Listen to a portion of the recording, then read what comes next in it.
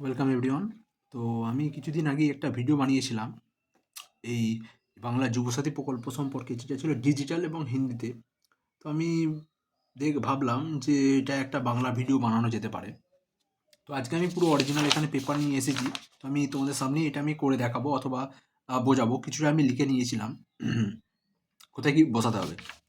তো চালু করা যাক। যেমন এখানে তোমরা দেখতে পাচ্ছ ফর্মটা। এখানে যে অংশটা আছে, এখানে একটা আপনার মানে যে ব্যক্তিটা করতে চায় তার কালার ফটো একটা এখানে মারতে হবে। এখানে একটা কালার ফটো হবে, আর উপরে হবে তার সিগনেচার। এরকম কিছু একটা সিগনেচার এখানে হবে। এটা ফটো, এখানে ধরে নাও তোমার ফটোটা বড়, তাহলে ফটোর উপরেও করা যেতে পারে, কোনো অসুবিধা হবে না। তারপরে চলে আসো এখানে আমাদের, দেখো, দুয়ারে সরকার রেজিস্ট্রেশন নাম্বার।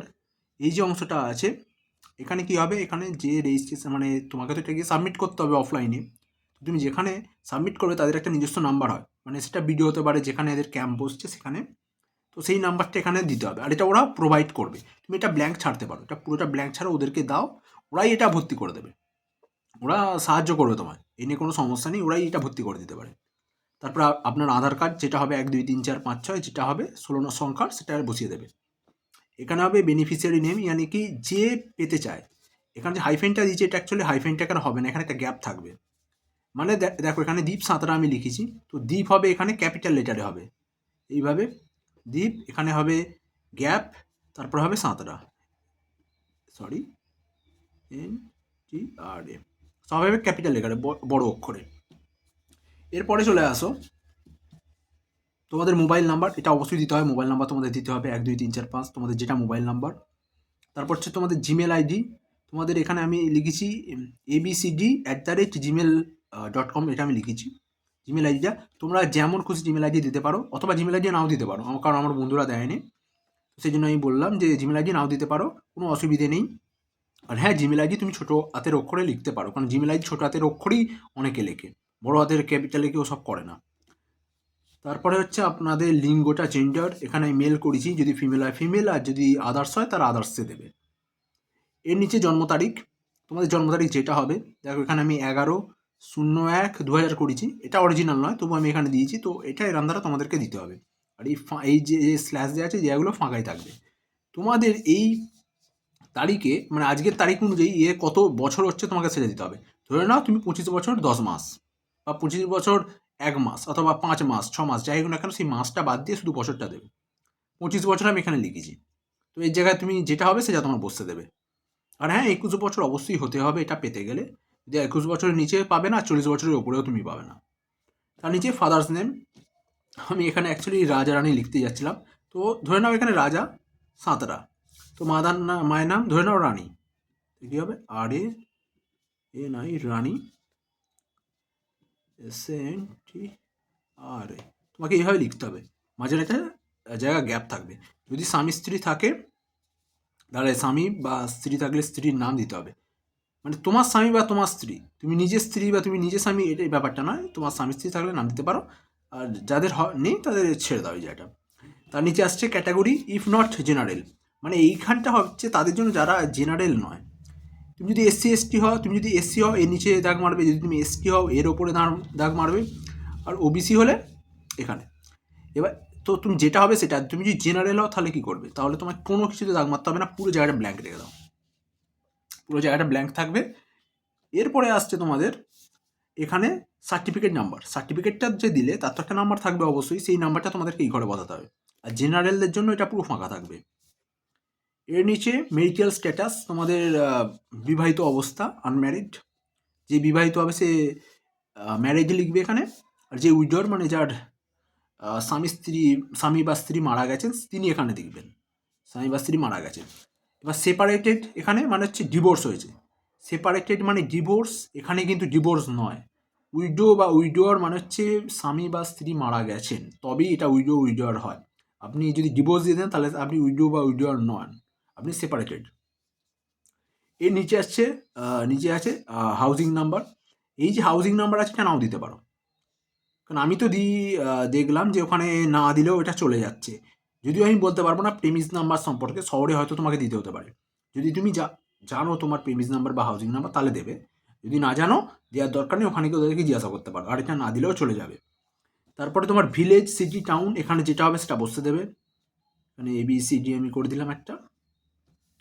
আর তোমার নাম ধরে নিচ্ছি, তোমাদের গ্রামের নাম আলিপুর, বা দুটো অক্ষরের ধরে না, দুটো অক্ষরের যাদের হবে সেখানে মাঝখানে একটা গ্যাপ দেবে, এরকম একটা মাঝখানে গ্যাপ থাকবে, তারপর আবার চালু করবে, মাঝখানে একটা গ্যাপ দেবে।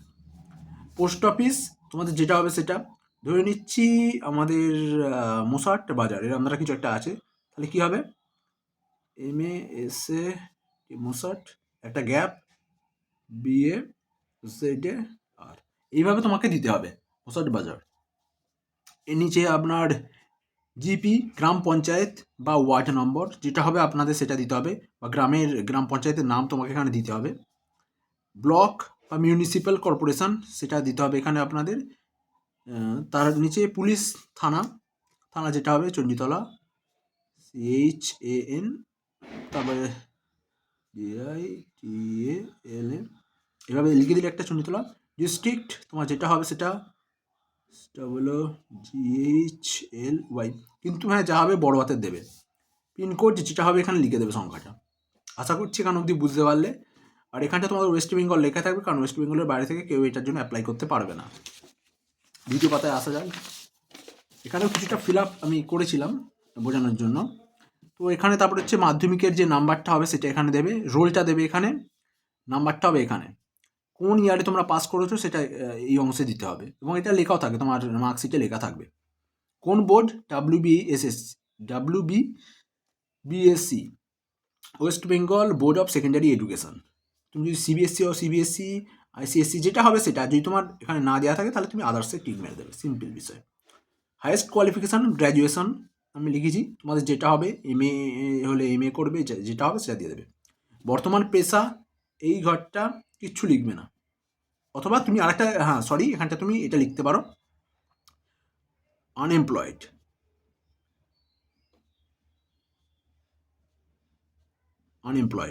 আনএমপ্লয়েড লিখে দেবে। সম্ভবত তোমায় আনএমপ্লয়েড লিখতে হবে, ওনাদের থেকে আবার জিজ্ঞাসা করবে, আনএমপ্লয়েড লিখে দেবে। কিন্তু হ্যাঁ এটাই, অন্য কিছু পেশার নাম দেবে না, তাহলে কিন্তু অসুবিধা হয়ে যাবে। ব্যাংকের নেম এখানে একটা দিয়ে দিলে, ব্যাংকের name union bank of India, branch দিয়ে দেবে মোসাট ব্রাঞ্চ, ব্যাংকের অ্যাকাউন্ট নাম্বার দিয়ে দেবে, আর IFSC কোড এখানে দিয়ে দেবে। তো IFSC কোড দেওয়ার পরে নিচে আসো, এই অংশটা খুবই ইম্পর্টেন্ট, এই অংশটা খুবই ইম্পর্টেন্ট। এখানে কিন্তু হ্যাঁ করেছি, দেখেছো? এখানে বলতে চাইছে অন্য কোনো সরকারি, মানে তুমি কি কোনো রকমের সরকারি সাহায্য পাও স্কলারশিপ ছাড়া, মানে তুমি এডুকেশনাল পারপাসে কোনো স্কলারশিপ পেলে সেটা তোমার এখানে দিতে পারো। আদারওয়াইজ অন্য কোনো যদি স্কলারশিপ বা অন্য কোনো সাহায্য পাও তাহলে কিন্তু তোমাকে এই, মানে এই যে টাকাটা পার সেটা কিন্তু তুমি পাবে না। তো তোমাকে কী করতে হবে, না এতে ঠিক করতে হবে। যদি তুমি কাজ করেও থাকো তবু তোমাকে এখানে না এতেই ঠিক করতে হবে, যদি তুমি চাও। দেখো হতে পারে তুমি এমন কোনো কাজ করছো যেটা নর্মাল একটা কাজ, নর্মাল হয়তো সাধারণ একটা কাজ করছো, তো সেক্ষেত্রে তোমার তুমি হয়তো বেকারি, মানে বেকারি, কিন্তু তোমার যে কাজটা করছো সেটা হচ্ছে নর্মাল কাজ, এমনি জাস্ট হয়তো বাড়িতে তোমাদের চাষবাস হয়, তুমি এখানে লিখে দেবে ফার্মার, এটা লিখলে হবে না। তো তুমি করে দেবে নো, আর এখানটা ইয়েস করবে না। যদি ইয়েস করো হয়তো তুমি পাচ্ছ, হতে পারে তুমি ইউনিভার্সিটিতে পড়ছো, তুমি হয়তো পাচ্ছ, তাহলে তুমি ইয়েস করতে পারো, কী পাচ্ছ সেটা লিখে দেবে, যেমন বিবেকানন্দ স্কলারশিপ তুমি পাচ্ছ না লিখে দেবে তাহলে। আর যদি তুমি অন্য কোনো কাজ করে থাকো, যদি তুমি হ্যাঁ করো তাহলে কিন্তু তুমি এটা, তার জন্য তুমি কোয়ালিফিকেশান হবে না, তাহলে কোয়ালিফাই হবে না। এর নিচে তোমাকে কোন কোন ডকুমেন্টস সাবমিট করতে হবে এখানে আছে, মাধ্যমিক অর ইকুইভ্যালেন্ট অ্যাডমিট কার্ড, এখানে তোমাকে অ্যাডমিট কার্ড দিতে হবে যে তুমি এক্সামের জন্য অ্যাডমিশান নিয়েছিলে। তার নিচে হচ্ছে মাধ্যমিক বা ইকুইভ্যালেন্টের মার্কশিট, তুমি যে অ্যাডমিশান নিয়েছিলে তারপর তুমি এক্সামও দিয়েছিলে এটা বোঝার জন্য এইখানটা, তো তোমার মার্কশিট প্রোভাইড করতে হবে। কপি অফ আধার কার্ড, এখানে আধার কার্ডের একটা copy, copy of voter card থাকতে হবে। ফার্স্ট পেজ অফ পাসবুক মানে যে অ্যাকাউন্টে তোমার টাকাটা যাবে, সেই তুমি যেটা দিয়েছো এটার জন্য তোমার এখানে দিতে হবে, পাসবুকটা তোমায় দিতে হবে।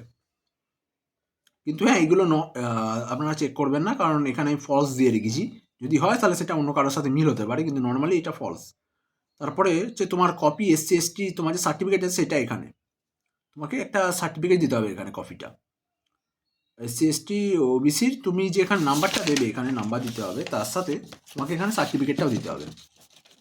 আর তোমাকে এখানে কি করতে হবে দেখে নাও, এই যে একটা করে সিগনেচার করতে হবে, তোমার যে সিগনেচার হবে সেটা করতে হবে, সিগনেচার এখানে ডেট বসাবে, মানে আজকে ডেট যে তারিখে তুমি জমা দিচ্ছ,